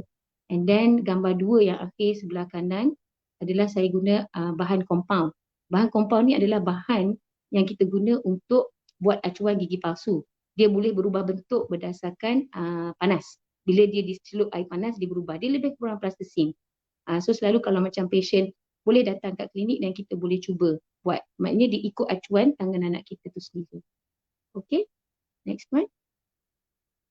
Alatan-alatan khas yang biasa saya kongsi dengan ibu bapa, kadang-kadang untuk kes-kes yang memang dia tak nak buka mulut langsung doktor. Macam-macam dah saya buat. Segala habis di DM friend dah saya download. Dia tak nak juga buka mulut. Tak apa. There's another alat-alatan yang kita boleh beli dekat pasaran lah, tapi this one selalunya dia online. Shopee ada, tapi dia kena tengok kepada pemilihan supplier. Yang ini adalah Dr. Barmans. Saya pun bukan agent Dr. Barmans, tapi selepas beberapa pencarian, ini yang saya jumpa yang paling steady, yang paling stabil. Dia ada 3 kepala. So bila kita letak, kadang-kadang kita kena berus gigi, depan, belakang, kiri, kanan, tak boleh. Dia terlalu banyak steps ataupun terlalu banyak arahan. Kadang-kadang budak ni tak boleh, dia cakap sekali satu je, berus gigi, that's it. Tapi dia tak tahu kiri, kanan, bawah, atas. So kebaikan, kehebatannya berus gigi ni, dia ada 3 kepala. So bila dia letak dalam satu satah, dia dah cover both 3 permukaan tu. So katakanlah anak ada kebolehan hanya untuk berus gigi dalam satu satah saja. So Dr. Barmans ni sangat bagus. Seterusnya alatan yang biasa saya perkenalkan adalah rotary electronic toothbrush. 2 jenis yang saya capai adalah, satu kalau yang dia rotate. Okey, yang jenama yang besar itulah, yang jenama yang kecil itu dia vibrate setempat. Kadang-kadang vibrate setempat ni dia masih kena gerakkan gigi dia. Tapi kenapa pentingnya vibrate itu adalah dia punya desensitasi dia. Sebab bila kita vibrate, kita ada bagi some vibration, ada bagi activity yang menyebabkan patient jadi lebih kadang-kadang patient tu dia oversensitive pun boleh, dia jadi macam lebih excitement pun ia juga. So inilah di mana peranan ibu bapa nak tengok apakah perbezaan tingkah laku anak-anak bila kita guna different toothbrush. Okay, and last one tu adalah pencuci lidah. Pencuci lidah ni sangat penting sebab especially kalau anak-anak yang makan dengan tube ataupun anak-anak yang suka makan makanan yang dimesin, yang dimesin dengan yang dilenyek. Sebab bila makanan yang dimesin dengan dilenyek, dia terlalu sticky dan dia terlalu melekit-lekit. Jadi kebanyakan makanan ni dia akan menyorok in between tooth, kita pakai berus gigi, tetapi dia juga akan berakhirnya pada permukaan lidah. Sebab penggak lidah ni dia kasar kan. So dia tak perlu banyakkan kunyah. Jadi dia makanan tak terbentuk bolos, dia banyak end up termendak dekat lidah. So sometimes kalau kita tengok, kita dah berus gigi dah anak kita ni, tapi dia masih ada mulut berbau. So kita kena check lidah dia. Contoh macam susu berkerak. Budak-budak minum susu kan, dia ada kerak susu atas lidah tu. Kadang-kadang dia ada bau lama-lama bila kita tak cuci. So inilah penting juga once in a while. Tak payah buat hari-hari, mungkin seminggu sekali. Mana dia tiba-tiba di good mood ke hari tu, cepat-cepat kita buat pun boleh. Okay. Terusnya, okay. Posisi memberus gigi, beberapa posisi yang saya kongsi, saya tak kongsi semua, banyak sebenarnya. Apa yang saya nak bagi tahu dekat sini, ibu bapa perlu tahu posisi mana yang anak-anak paling selesa, nombor 1. Nombor 2, selamat.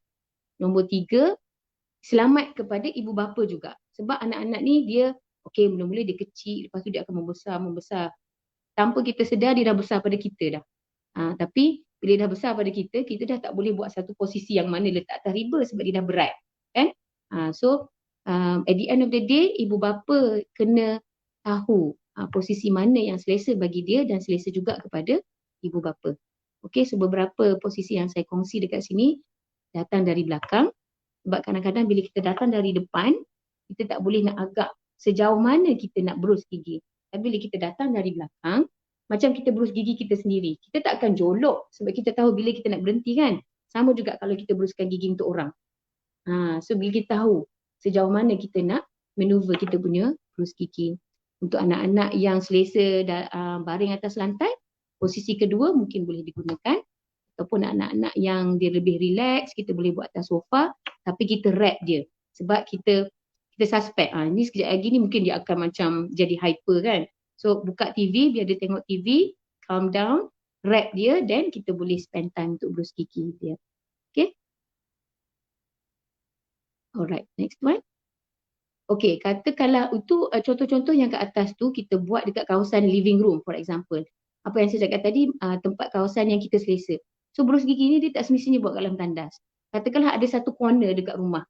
Kadang-kadang anak-anak autistik for example ataupun anak-anak keperluan khas ni, dia ada satu kawasan yang dia memang suka duduk kat situ. Tak apa, berus gigi kat situ. Cuma kita kena bersedia lah bawa extra towel sikit, bawa baldi, effort lah. Tetapi at least kita capai apa yang kita nak dapat. Okay. Kalau dalam tandas, kalau kita ada bathtub, yang ni memang saya belajar daripada ibu bapa sendiri. Anak dia suka main air, kan? Duduk dalam bathtub, dia boleh mandi sendiri. So, might as well use that opportunity. Okay, so kita gunalah bila duduk dalam bathtub tu, kita beruskan gigi dia sambil dia main air. Ataupun untuk anak-anak yang kecil. Sebenarnya teknik ni adalah untuk mengurangkan dia punya pergerakan. Kan, bila dia duduk dalam kawasan yang contain, dia kurang pergerakan dan kurang cheeky sikit. So kita berus dalam baldi kalau dia berbadan kecil dan kita berus. Dan last one tu selalunya yang ni yang biasa kita gunakan lah. Sebab anak-anak kita sekarang semua hebat pakai gadget berbanding kita. So biar dia ralik dengan gadgets dia dan kita boleh buat kerja kita slowly. Yang penting kita kena protect kawasan kita dan mesti kena luas. Okay. Next one. Okay, untuk berus gigi, apa yang saya nak kongsi dekat sini, dia punya take home message adalah kita kena make sure kita angkat bibir. Sebab kalau kita tak angkat bibir, kita hanya bersihkan bahagian bawah ni saja adalah tidak mencukupi. Bila kita angkat bibir kita, baru kita nampak gigi dan gusi. Plak ni dia tidak duduk dekat atas gigi licin. Dia duduk dekat kawasan di mana gusi dan gigi bermula. Sebab kawasan tu dia macam tersembunyi. Dia makanan mudah termendak. So kalau kita tak lift up the lid ataupun kita tak selak, kita tak boleh nampak manakah kawasan sebenarnya yang kita kena cuci. Okay, yang kita kena bersihkan. So kita ada 10 jari, kita kena be kreatif lah. Macam mana kita nak menggunakan 10 jari kita ni untuk kita penstabil. So maknanya jari ni tahan bibir, berus sebelah lagi tangan. Ikutlah kalau ibu bapa left-handed ke right-handed berdasarkan kesesuaian. Tapi apa yang saya nak kongsi kat sini adalah kena angkat bibir tu. Okay, dan dia punya maneuver, position of the toothbrush tu pun penting juga. Okay, next one. Okay, untuk gigi belakang. Ini yang paling tricky lah sebab kalau depan selalunya dia more dia lebih kepada straightforward kan, kita buat sikit je kita dah boleh. So yang belakang ni kadang-kadang kita pun perlu tahu macam mana kita nak buat dia optimum. So selalunya memang BB tepi lah, nak pula baby yang cabi-cabi tu kan. Susah kita nak selak pipi, dan kita kena tahu satu jari selak, satu lagi berus gigi masuk brush. Okey, yang atas pun kena selak untuk masukkan berus gigi. Jangan gunakan berus gigi untuk selak dan brush. Atau dia sakit, dia rasa tak selesa. Nah, cuba kalau kita sendiri pun, kita tak apa sebab kita boleh naikkan kita punya bibir ni sendiri. Tapi kalau anak-anak yang ada hypotoni, dia macam plastik kan. Dia tak boleh nak naikkan sendiri sebab dia tak ada that kind of nerve. So kita yang kena manually angkat. Okay. Alright, next one. Okay, modifikasi berus gigi. Masalah yang kita bincang tadi, katakanlah patient tak nak buka mulut langsung. So kita kena fikir macam mana kita nak tahan dia punya mulut. Okay, so dekat sini saya ambil aiskrim, batang aiskrim. Okay, belanja adik-adik lain makan aiskrim, kumpul banyak, ikat dengan getah, beli gauze ataupun any kain tuala good morning ke, you ikat and then you sekat. So bila dia nak gigit-gigit, benda tu yang akan sekat dia daripada gigit habis. Then kita have ample time. Kita ada masa untuk kita cuci sebelah sini and vice versa. Satu lagi saya suka kalau guna tu kentuala. Beli kentuala yang tebal sikit, ikat. Yang ni gambar saya pakai chopstick dengan kentuala dengan getah. Ini boleh juga untuk anak-anak yang tak pandai ludah ubat gigi. So katakanlah kita dah pakai ubat gigi kan, kita pun dah cuci, dia dah ada sisa tu. Sorry. Kalau kita tahan, dia tak akan boleh telan punya, dan kita cuci terus dengan kentuala tu, sisa tu. So kita jangan expect dia untuk ludah. Okay, dan kita cuci sebanyak mungkin sebelum dia tertelan. If you use that too small, dia punya efek dia kalaulah budak tertelan pun tidak terlalu signifikan. Sebab untuk mendapat toxicity Florida ni, you kena makan bertiup-tiup. Nah, which is like kalau budak tu nyuruh ambil, itu lain lah. Tapi kalau kita pun memang jaga, guna setiap kali pun precise, insyaAllah dia punya kebaikan tu dia melebihi kepada burukan. Tapi kena make sure ubat gigi tu jangan letak dekat sinki lah, nanti dia orang ambil makan pula. So you have to make sure that you put it somewhere high so that the patient tak boleh ambil sendiri. Kalau dia suka, ada juga budak-budak nak kalau you beli kodomo lion, ada rasa strawberry lah, berry lah, senyap-senyap dia ambil makan. Okay, that one kita kena be careful. Okay. Okay, seterusnya alat bantu. Kebanyakan ni kita guna untuk patient autistik, tapi kalau anak-anak keperluan lain yang mana biasa dengan dictation, maknanya okey, lepas buat 1, 2, lepas 2, 3. Ini untuk melatih dia punya kendiri. So kita kata, okey abang tengok. Abang buat nombor 1, lepas buat nombor 3, buat nombor 2, nombor 3, nombor 4, nombor 5. Sampai satu masa dia pun dah hafal dah steps tu, dia boleh buat sendiri. Okey. Ada cases yang boleh, ada cases yang perlukan lebih banyak masa, tapi bila kita tampal ni dekat tandas, insyaAllah dia boleh try to relate. So that one yang kita nak tu adalah pattern behavior tu, supaya dia boleh tahu what's next to do. Okay. Next. Okay. Saya rasa ini topik yang terakhir. Kita pun dah nak asal dah. Cara penyampaian rawatan kesihatan pergigian. Okay. So dari dentistry, apa yang kita boleh kongsi dan apa kita boleh provide dari segi rawatan. Okay. Next, Cik Intan. Okay. Biasanya saya akan tengok patient saya first visit berapa lama dia boleh buka mulut. Nombor 1, itu paling penting. Sebab kalau tak buka mulut, kita tak boleh buat apa-apa. Okay. Nombor 2, kerjasama dia. Maknanya, dia boleh duduk atas kerusi berapa lama. Ada seminit, ada 2 minit, ada yang seconds. So dari situ kita boleh tengok apakah teknik-teknik pengawalan tingkah laku yang kita boleh gunakan. Katalah 2 minit tu is a privilege. Kalau saya happy dah kalau dapat 2 minit. Banyak benda dah saya boleh buat. So ni adalah rumusan. Kongsi dengan ibu bapa. Jangan risau. Katakanlah kalau orang kata kalau tak boleh buka mulut tak boleh buat apa-apa. Itu sebenarnya anggapan yang negatif. You datang, kita cuba. Kadang-kadang mungkin first visit tak jadi, second visit tak jadi. Third visit dia dah mula rasa berani, for example. Kita cuba tak semestinya kena cuba dalam mulut. Cuba dulu kat tangan, cuba dulu kat kuku. Nak memahami apakah dia punya kelebihan dan ketidakbolehan dia tu. Okay. So apa yang kita boleh buat, pengurusan tingkah laku biasa dalam klinik, biasanya kita bagi. Kalau yang anak-anak yang boleh nak borak-borak, boleh nak manja-manja, kita boleh gunakan positive reinforcement. Bahasa-bahasa yang kita gunakan tu mungkin bahasa yang cartoonish sikit, ataupun kita relate, katakanlah dia datang dengan adik-beradik, buat dengan Kak Abang dulu for example, dan dia boleh belajar modeling teknik. Ataupun kita gunakan watak kartun yang dia suka for example. Okey, banyaklah cara-cara yang kita boleh buat. Penggunaan gas sedasi, nanti saya akan tunjuk gambar macam mana, dan juga penggunaan alat penstabilan. Dan yang akhir sekali, kalau seminit pun dah tak boleh ataupun terlalu banyak paksaan yang diperlukan, kita tak nak mencederakan siapa-siapa. Because kita punya key priority safety of our children is number one. Okey, dan kemudian safety kepada perawat. Kalau tak boleh juga tak apa, dan kita bawa pasien kepada HASA untuk bius am. Okey, next. Okay, ini adalah protective stabilization yang biasa saya guna dekat dalam klinik. Kita panggil papus board lah. Dia dibeli dekat dalam, kalau saya belajar dengan OT, geng-geng OT, dia banyak juga guna konsep, wrapping. Katakanlah patient bila yang terlalu tantrum, dia nak tenangkan. So konsep dia sama, konsep dia adalah bagi pressure. Bila kita bagi pressure kepada seseorang yang oversensitif, most of the time dia akan ambil masa dan slowly, gradually dia akan calm. So patient-patient yang kita dah kenal pasti, kita nak buat tampalan, nak buat cuci gigi, suka cerita saya bagi tahu saya pun dah berjaya cabut gigi. Bukan satu, bukan dua, 5. Dia datang 5 kali nah. Cabut gigi boleh, tak ada masalah. Bagi injection pun boleh. So konsep dia kita kena cuba. Mungkin hari ni pakai alat ni. Minggu depan dia tak nak pakai cara lain. Minggu satu lagi mungkin kepatah balik macam tu lah. So everything kena didaktik. Okay. So kumpulan kami juga telah menghasilkan satu penyelidikan berdasarkan kepada penggunaan alat ini,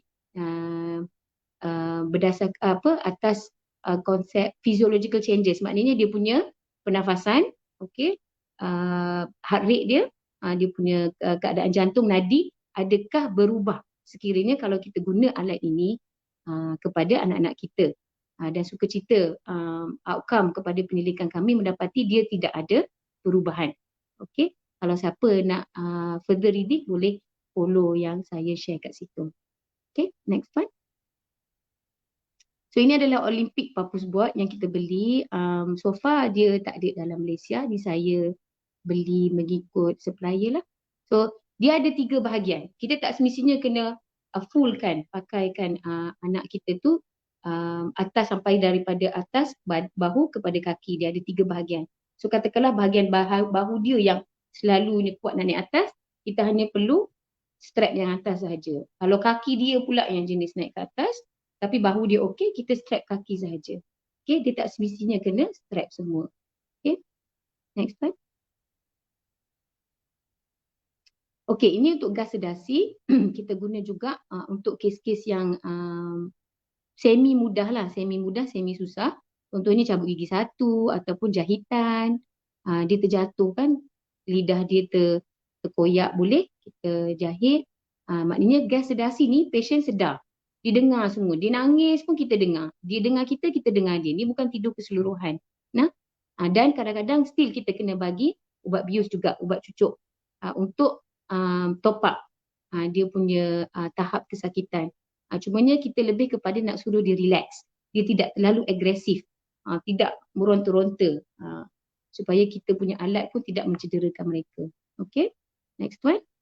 Untuk bius keseluruhan ini memang kita kena bawa pergi hospital lah. Dan saya rasa kebanyakan ibu bapa pun agak peka. Apakah prosedur-prosedur yang perlu kita buat. So untuk anak keperluan khas paling utama adalah semua kanak-kanak perlu review oleh pakar bius. Sebab pakar bius yang akan menentukan sama ada anak ini adalah selamat ataupun sihat untuk dibagi bius bius keseluruhan. So kita akan bekerjasama sangat rapat dengan mereka yang akan menentukan. Bila dia kata okey, okey, kita follow. Kalau dia kata tak okey, postpone, kita akan postpone. Okey. Dan saya rasa dah nak habis dah ni. Dan yang paling penting mesti kerjasama lah, macam Dr. Mas bagi tahu, kita kena kerjasama sebab untuk anak-anak keperluan khas ni dia sangat-sangat pelbagai. Bukan saja isu gigi. Kadang-kadang isu gigi tu boleh berasal daripada masalah lain. Masalah kesihatan ke, masalah fizikal. Jadi kita bekerja dengan occupational therapist, dengan fisioterapis, banyak kalau apa nama ni, dengan saya sendiri saya banyak bekerja rapat dengan occupational therapist. Contohnya untuk anak-anak yang tak nak buka mulut. So saya hantar dulu kepada sahabat-sahabat saya dekat Puncak Alam, Fakulti Sains Kesihatan, untuk kita olah dia punya tingkah laku. Kenapa dia tak nak buka mulut? Then once dia dah boleh buka mulut, dia refer balik kat saya. Macam tu lah. So kita banyak buat oral desensitization. Maknanya apakah, dekat mana. Kadang-kadang ada budak, dia sensitif kiri tapi kanan tak. Dia nak buka yang kiri je, kanan dia tak nak buka. Itu kita, itulah banyak kerjasama yang kita perlu buat. Okay? So rawat anak keperluan khas ni adalah bukan satu tunnel vision, dia melibatkan semua masyarakat, semua kepakaran. Okay, next slide. Jadi at the end of the day, kenapa kesihatan pergigian itu penting? Kesihatan gigi disamalah dari mata jatuh ke hati, daripada gigi jatuh ke keseluruhan badan. Itu yang penting. Dan kenapa itu penting? Sebab kita nak memupuk dental home seawal usia. Kita dentist yang tunggu kat klinik, kita boleh bantu. Pada mana kamu orang datang dekat klinik. Bila balik kat rumah, itulah tanggungjawab ibu bapa dan masyarakat yang bantu mereka di rumah. So itu penting, sinergistik. Dentist di klinik dan ibu bapa dan masyarakat di rumah untuk bantu kesihatan pergigian itu berterusan.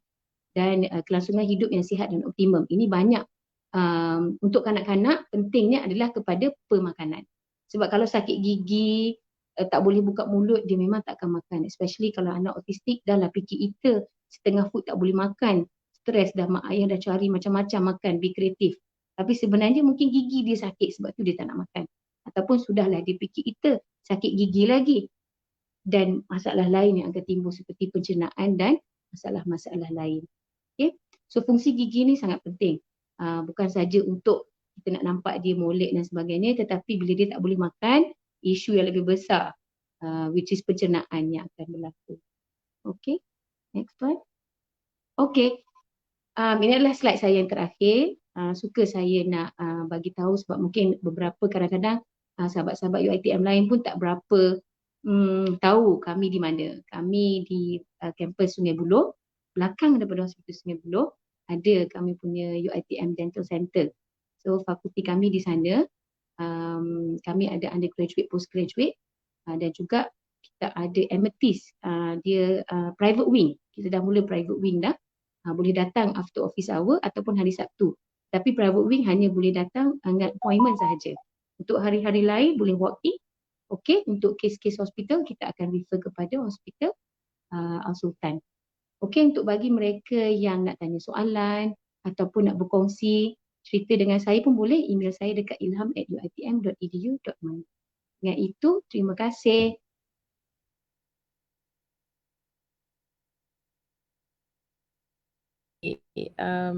Okey, Alhamdulillah. Terima kasih Dr. Ilham, Dr. Mas. Saya pun jadi seronok learning step by step kan, macam mana untuk handle, untuk manage ya anak-anak berkeperluan khas maupun dewasa. Ada satu soalan ni Dr. Ilham, saya rasa Puan Nur Laila bagi tahu, anak autism saya favourite dia makan ubat gigi. Dah puas halang tapi sampai hari ni masih makan dan makan lagi. Apa risiko dia makan ubat gigi tu?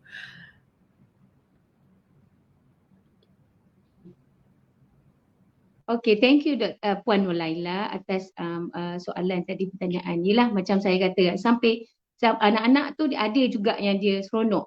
Especially kalau ubat gigi yang berperisa. Dia suka perisa tu, kena dengan selera dia, dia duduk keep on makan. So kita kena pantau lah, maknanya bila nak guna ubat gigi tu baru you buat keluar. Otherwise you have to really keep it somewhere really safe. Jauh daripada anak tu. Maknanya kena letak kat bilik you ke, kena letak dalam almari ke, ataupun almari berkunci. Sama macam kalau kita simpan ubat-ubatan, kalau kita ada anak keperluan khas, okey, Dr. Masri selalu tegur saya, kena ada almari berkunci. Kalau contoh kita simpan Panadol dan sebagainya, so mungkin ubat gigi pun boleh duduk kat dalam tu. Bila kita nak guna baru kita bawa keluar. Sebab kalau makan berlebihan, itulah fluoride yang berlebihan boleh menyebabkan fluorosis. Fluorosis ni adalah satu keadaan kegigian di mana gigi menjadi rapuh. Sebab semua benda kita kena bersifat sederhana kan. Ubat pun sama. Ada satu masa kita boleh stop makan ubat. Ada semasa kita kena ambil yang panjang. So kalau kita makan termakan ubat gigi dalam satu jangka masa yang panjang, dalam satu kuantiti yang sangat banyak, fluoride itu dia akan jadi jahat dah lah. So dia akan jadi fluorosis, menyebabkan gigi jadi rapuh. Itu yang susah. Once it happens that way, tak banyak option yang kita boleh bagi untuk selamatkan gigi anak-anak. So saya harap Puan Laila lepas ni kena sediakan satu tempat khas. Dan mungkin cuba cari makanan lain yang rasa tu sama dengan ubat gigi tu, supaya dia boleh enjoy that particular food rather than pergi cari ubat gigi tu tadi. Okey, terima kasih Dr. Ilham. Ada lagi satu soalan. Dia berkaitan servis yang ditawarkan daripada Encik Muhammad Hafiz ya. Berkaitan servis yang ditawarkan bagi staf UiTM yang ingin mendapatkan rawatan khusus seperti deep scaling, adakah akan diminta untuk memilih private wing atau boleh memilih outpatient clinic? Okey. Dr. Mas nak jawab ke? Kalau staff UiTM yang bukan OKU, jadi kalau prosedurnya yang biasa ialah boleh pergi ke outpatient clinic, dan dari outpatient clinic itu dentist akan buat pemeriksaan secara general, kemudian mereka akan refer lah ke klinik-klinik yang bersesuaian, sama ada dental student atau postgraduate student ataupun pakar ataupun the dentist yang dekat outpatient clinic tu pun boleh buat juga. Jadi dia akan macam tapis lah dari situ. Okay? Tapi ini juga bermakna it can take many appointments lah. Sekali pergi tu untuk check saja. Kalau nak buat treatment betul, mungkin perlu appointment kedua. Tapi kalau katakan nak cepat, boleh telefon untuk appointment di private wing. Sebab apabila di private wing, nanti kita akan memang dedicate certain time tu memang untuk patient tu sahaja. So tak kisahlah dia nak rawatan apa-apa pun. Jadi doktor yang bersesuaian dengan bidang kepakaran tersebut akan buat rawatan tersebutlah pada hari appointment tu. Jadi tapi ada bayaran sikit. Bayarannya masih lagi orang kata berpatutan lah ya. Dan kalau nak tahu lebih lanjut, ada nombor telefon dia. Dr. Ilham tahu tak nombor telefon Amethyst?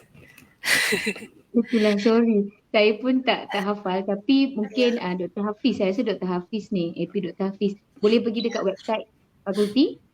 Dekat situ ada Amethyst untuk private wing bila dia punya hari-hari, sebab private wing hanya akan beroperasi berdasarkan appointment. Kalau tak ada appointment, kita tak buka lah. Sebab dia adalah private setting kan. So if patient datang, tapi untuk yang outpatient macam Dr. Mas kata tu, you boleh datang every day, Isnin sampai Jumaat during office hour. Okey, ada soalan. Okey, terima kasih Dr. Mas dan Dr. Ilham. Ada lagi satu soalan daripada Puan Fida. Beliau bercadang untuk membawa anak autism untuk mendapatkan pemeriksaan gigi. Boleh walk-in atau perlu appointment dulu? Yang pertama, dan yang kedua, rawatan gigi kanak-kanak berkeperluan khas ni di Hasa ataupun Sungai Buloh. Saya rasa mungkin Puan Fida baru masuk agaknya. So dia tak beliau tidak tak catch yang the earlier part yang Dr. Mas dah cerita tadi kan. Saya ulang ya.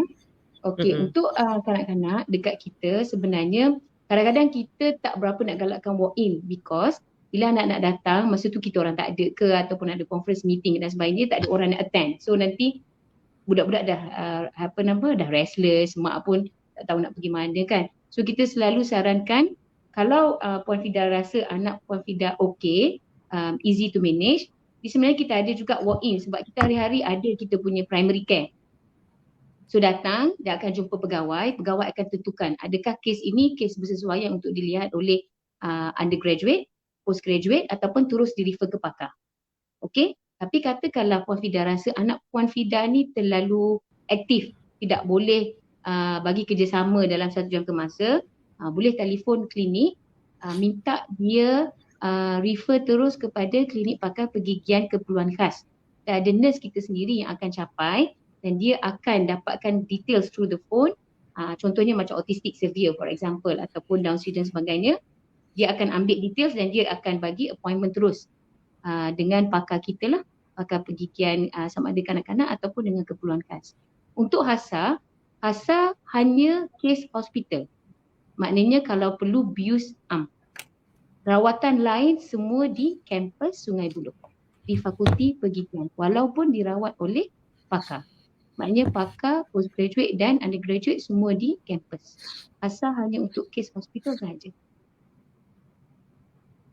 Okey, nombor telefon ya dah ada ya Dr. Mas share 03 6126 6168 atau 6126 6169. Okay. Kita pun sebenarnya dah bertukar jurubahasa isyarat ni. Siapa ya? Saya rasa kita ada Puan Irma ke? Saya Haryanti. Oh, Puan Haryanti ya. Okey, dia selalu ada Puan Irma, Puan Haryanti. Puan Rashikin hari ni first time dengan saya. So terima kasih Puan Haryanti. Laju tangan dia. So kita penat mulut mereka dengan tangan. Semualah alhamdulillah. So kalau ada apa-apa lagi ke yang Dr. Mas ataupun Dr. Ilham nak your last words ke apa ke supaya sebelum kita close the session? Bagi saya cuma saya nak mewar-warkan dan juga encourage lah parents dan juga pesakit di luar sana untuk datang berjumpa kami. Okay, kerana setiap masalah ada penyelesaiannya. Jadi jangan rasa macam anak saya tak boleh, dia tak boleh buka mulut, dia tak boleh duduk diam apa semua. Sebab kami ada macam-macam cara untuk merawat pesakit tersebut. Okay? Seperti yang dikatakan oleh AP Dr. Ilham tadi, kalau pesakit tak boleh duduk atas dental chair, kita boleh bagi sedasi, kita boleh bagi bios menyeluruh. Jadi macam banyak kaedah-kaedah yang kita boleh cuba untuk pesakit tersebut. Dan kadang-kadang kalau kita tak cuba, kita tak tahu pun sebenarnya anak kita ni boleh sebenarnya. Jadi mungkin kena pujuk sikit ke ataupun kena bagi hadiah sikit ke, adalah teknik-tekniknya. Jadi sebab itulah kami wujud, ya. Jadi kita pun bekerjasama dengan doktor-doktor yang lain dan juga macam fisioterapi, occupational therapy. Jadi you are not alone. Okay, we are here to help you. Okay, kalau katakan kami memerlukan orang lain untuk tolong, kami akan arrange untuk tolong.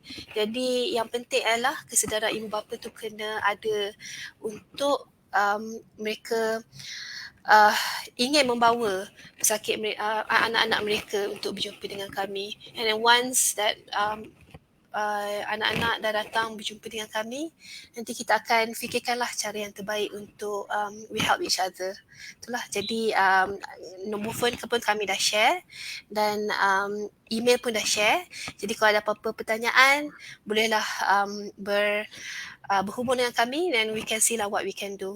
Dan saya rasa AP Dr. Ilham pun ada baru saja menerbitkan sebuah buku Ya, boleh share tak Dr. Ilham? Buku.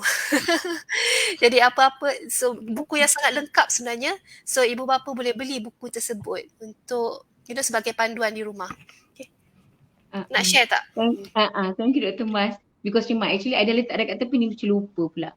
So ini buku sulung saya yang saya hasilkan bersama kawan-kawan untuk penjagaan gigi, mulut dan pemakanan anak keperluan khas.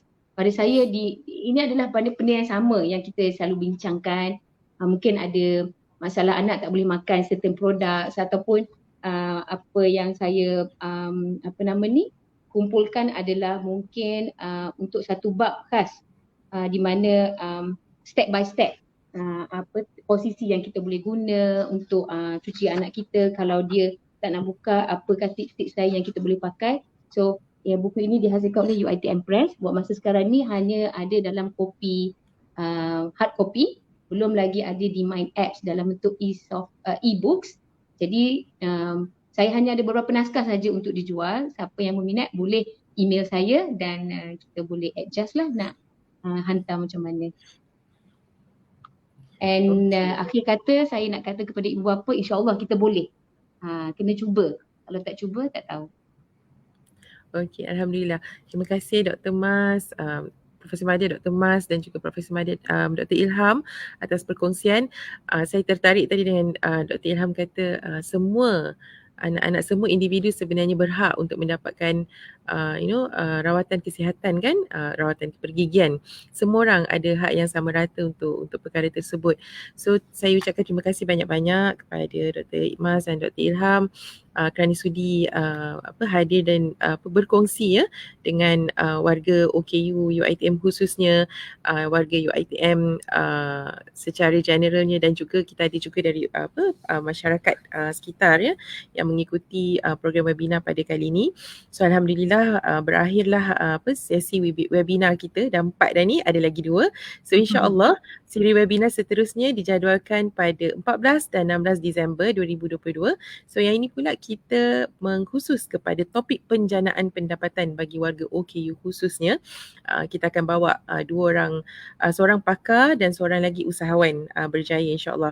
Saya mohon untuk hadirin tuan-tuan puan-puan mengisi borang kehadiran. Hari ini pun kita akan buka juga, kita bagi diskaun sampai jam 8 malam. So kalau misal kata tak sempat kan nak dengar keseluruhan webinar tadi, boleh dengar semula dan boleh isi borang kehadiran, dan insyaAllah jam latihan juga akan diberi. So terima kasih kepada penceramah berdua, pakar pergigian keperluan khas dewasa dan kanak-kanak dari Fakulti Pergigian UiTM Sungai Buloh, kepada Puan Nora Shikin dan juga Puan Haryanti dari Malaysian Federation of the Deaf, dan juga kepada staf UPO Balik Tabir ya yang sangat-sangat membantu saya untuk program webinar ni, Cik Iman, Cik Amsyah, Puan Salmiah, Puan Dira dan juga Encik Hazam, dan juga semua, dan juga pengarah serta koordinator-koordinator lain di UPO. Sekian sahaja untuk hari ini. Kita jumpa lagi pada sesi webinar seterusnya.